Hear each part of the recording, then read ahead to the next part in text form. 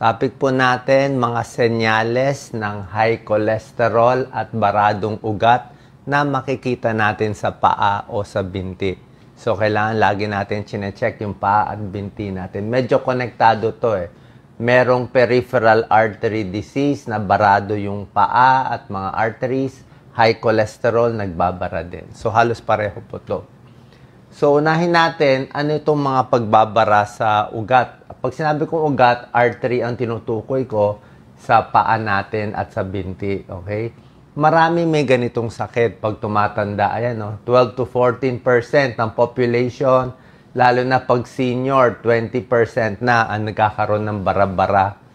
Tapos, yung mga may baradong ugat dito sa paa, ito, pwede magkaroon ng heart problem, heart attack in 20% of cases.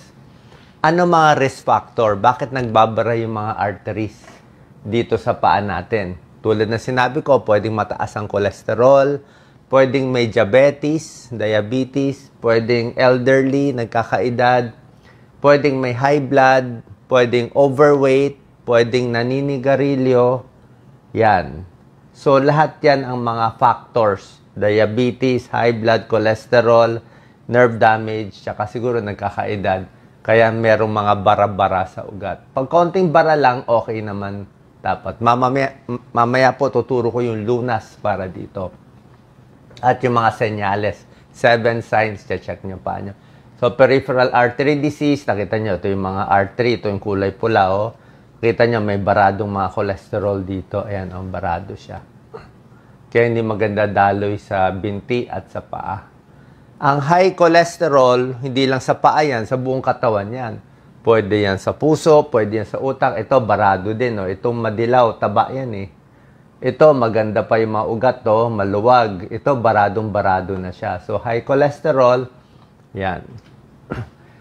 Ito yung normal na artery natin dapat sa paa. Malinis. Ito, red blood cell. Ang ganda daloy ng dugo. Kaya yung paa dapat mapula, mainit, normal. Ito yung nagbabara na yung mga ugat natin. Okay? Ito specifically sa paa at sa binti. Bakit nagbabara itong mga ugat natin pag mataas ang cholesterol? Isa to sa risk factor ng peripheral artery disease. Unhealthy diet, syempre. Puro matataba kinakain, puro mamantika, puro fried chicken, fried food, puro prito lagi. Syempre, mas magbabara. Mga may diabetes at may high blood na hindi ginagamot. Pag hindi ginagamot, nasisira yung mga ugat din. Nagbabara din siya. May mga lahi. May lahi na mataas ang cholesterol. O baka dati nang may stroke, may heart attack, kaya nagbabara din. Yan po mga risk factors. So, gusto natin mababa ang cholesterol nyo, less than 200 mg per DL ang total. Paglampas 240, mataas na yan. So, mamaya, tuturo ko yung mga pagkain at gagawin. HDL yung good cholesterol. Pag nagbabasa kayo ng lab results, LDL ang bad cholesterol. So, ito na po. Ano ang 7 senyales na posible lang naman na barado ang iyong paa o binti dahil sa peripheral artery disease, dahil sa diabetes, o dahil sa high cholesterol? Number 1, ayan po. Malamig. Malamig ang paa at binti. O mas malamig yung isang paa, yung isa normal yung lamig, warm. Yung isa malamig, ibig sabihin, kulang ang daloy ng dugo. Okay, so pag malamig, titingnan natin, may possibility na may barado. So, nakikita rin yan. Isa pa rin, dapat nakikita sa pulso. Pero hindi ko nilagay yung pulso kasi baka hindi alam nung iba. Pero dito, may dorsalis pedis yan, may isang pulso dyan, may artery. Pag hinawakan mo, dapat titibok yung artery, yung pulso dito. Pag nilagay mo yung kamay mo sa paa natin dito.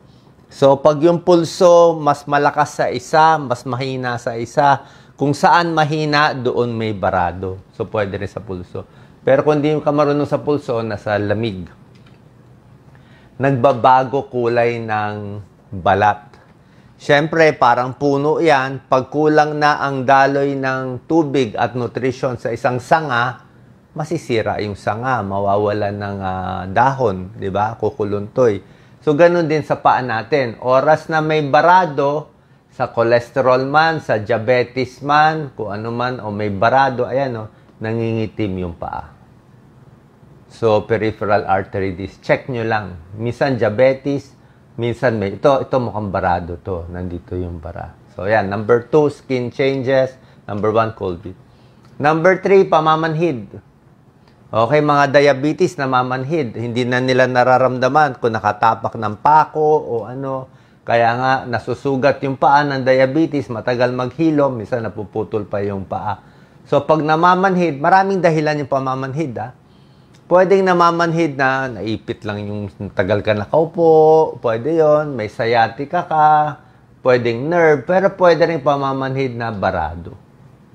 Okay? Pinapaalam lang natin to, hindi man natin kayo tinatakot kasi wala tayong choice Pag tumatanda tayo, talaga naman magkakasakit So, mas maganda mahuli natin early para maagapan pa kasi may lunas pa. May lunas pa kaysa yung kasi pag barado ang ugat sa paa, sa artery, possible barado din sa puso. Possible barado din sa utak. So, possible na ma-heart attack na pala, ma-stroke na pala. Pero at least dito lumabas yung sintomas, may warning na tayo na aayusin na yung pagkain tsaka yung mga lifestyle change. Next, parang umaapoy ang mga daliri sa paa. Yan, yung mga iba nangingimay, umaapoy, ganyan. Minsan kulang ng blood flow yan. Parang iba na feeling mo. Yan, ang burning of the toes. Yan, burning sensation. Peripheral artery disease yan. O talagang mataas yung cholesterol, pwede rin. Hair loss. Diba? Tulad na sinabi ko, tingnan nyo to. Ito normal, may buhok ko. Tapos biglang nawalan ng buhok. Bakit biglang nawalan? So parang puno yan, yung sanga, nalalagas yung dahon. Nalalagas din yung buhok, namamanhid, nangingimay, nangingitim, kasi nga barado yung artery. Warning sign yan, pwedeng barado. Ayan po. Ito po, medyo maselan, pero ito pa yung mga ibang problema sa paa.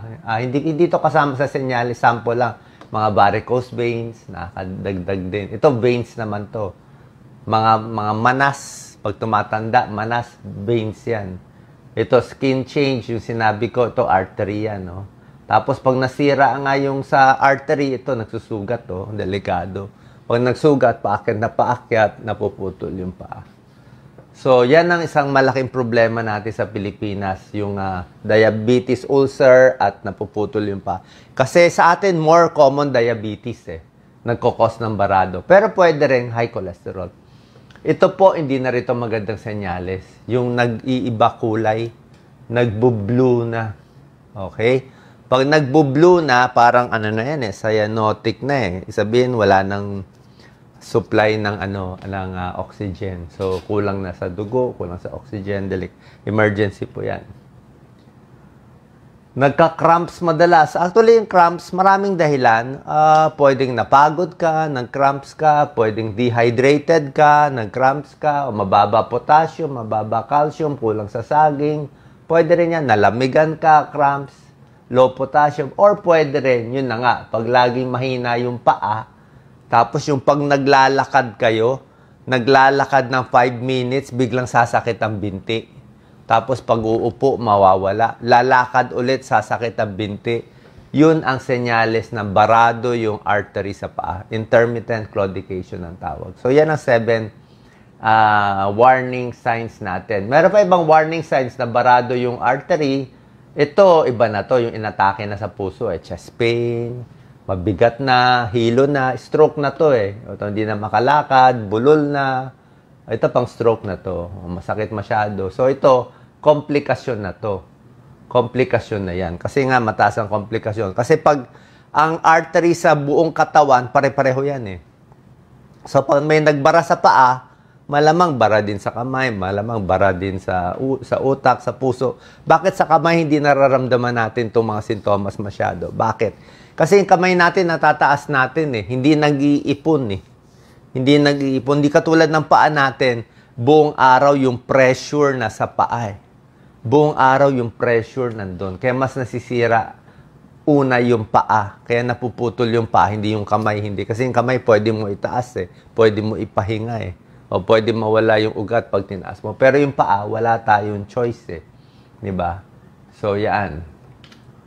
So, pag high cholesterol, siyempre, exercise, pinakamaganda. Kung may barado kayo, exercise, pinipilit mo gumana yung artery. Kahit konti lang ang daloy ng dugo, pag yung muscle mas kondisyon, mas pumipilit dumadalo yung dugo. Kumbaga sa tubo pag yung tubo ng gripo mo, konti na lang yung tubig, pipilitin mo naka-open lagi. Pinipilit mo may pressure para unti-unti, baka lumakas pa yung daloy ng tubig sa barado yung gripo. Kasi nga, ini-exercise mo.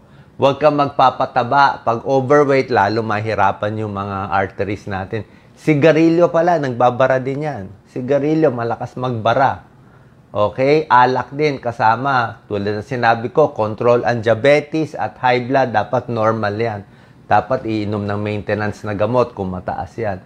Tapos sa diet, syempre, yung mga gulay, prutas, at mga healthy lang kinakain. Yan. Stop smoking, weight loss, physical activity. Yan ang picture, yan. Pang-cholesterol at baradong ugat. Huwag magpapataba. Sigarilyo. Bawas sa matatamis. Check ang blood pressure, check ang blood sugar. Ito po maganda. Kung barado, ito very important to. Pampahaba ng buhay, simple lang, mura lang. Pag barado na yung ugat mo, yung artery mo sa paa, intermittent claudication. Paglakad, masakit na, sumasakit na. Pwedeng operahan. Pero ako, hindi ako masyado. Pwede inooperahan, binubuksan, pero I'm not sure how successful, how complication, gastos, di ba? Pwede, kung talagang no choice, inooperahan. Kaya lang, medyo masela na operation. Or, kung hindi pa ganun kabara, bata pa kayo, nakikinig kayo dito sa video natin, daanin mo dito sa aerobic exercise. Pinipilit ilakad. Nilalakad niya talaga. Kahit masakit, pahinga, lakad, pahinga, lakad ulit, pahinga, lakad ulit, pahinga. So, pinipilit mo unti-unti. Okay? Kahit may sakit konti, tuloy lang. Ayan, Pag nilakad mo ng almost 5 times a week, 6 na buwan, 1 taon, 18 months, 1.5 year, ganyan katagal, unti-unti gaganda dapat yung daloy ng dugo dun sa baradong ugat sa paa. Pwede pa maayos. Yan talaga po ang treatment. Yung iba, inooperahan with exercise. Pero kung walang pang-opera, dito tayo sa exercise. Yan po, intermittent claudication na sinasabi ko, barado yung paa. Kita niyo yung picture? Masakit ang muscle pa naglalakad. Barado ang artery. Yan ang barado. Ayan, walk speed. Yung lakad na kaya mo i-maintain ng 5 minutes na hindi hinihingal. Diba? Konting tiis. Kahit masakit katawan, masakit ang likod, pilit pa rin maglakad. Diba? Lakad-lakad para hindi pumanaw. Kahit anong edad, 70, 80, pilit pa rin makatayo. Kasi oras na bedridden na tayo, doon na talaga mag-uumpisa yung pahina ng pahina. Improves pain, reduce pain, improves fitness. Tingnan nyo, benefits of exercise. Bawas sa sakit, mas hindi ka maoperahan sa paa, mas hindi ma-heart attack, mas stroke, gaganda mood mo, makakatulog ka, mas papayat ka kasi nga pinipilit mo maglakad. Lakad, 30 to 60 minutes, rest walk, pahinga, lakad, pahinga. Parang pinupush mo yung ugat pinupush mo yung artery mo, Huwag matakot kahit masakit to. Do not fear walking with leg pain. It will not harm you.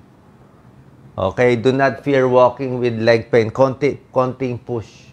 Kasi yan ang kailangan natin para lumakas tayo. Tapos build walking speed. Unti-unti, lakad. Maganda rin sa baga, sa puso. Siyempre, pag tumatanda, mas hinihingal. Pilit lang.